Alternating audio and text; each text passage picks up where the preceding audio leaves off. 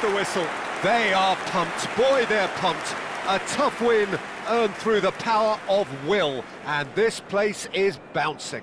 Rummenigge claiming the man of the match award, and there is very little room for argument. Thank you very much for your cooperation.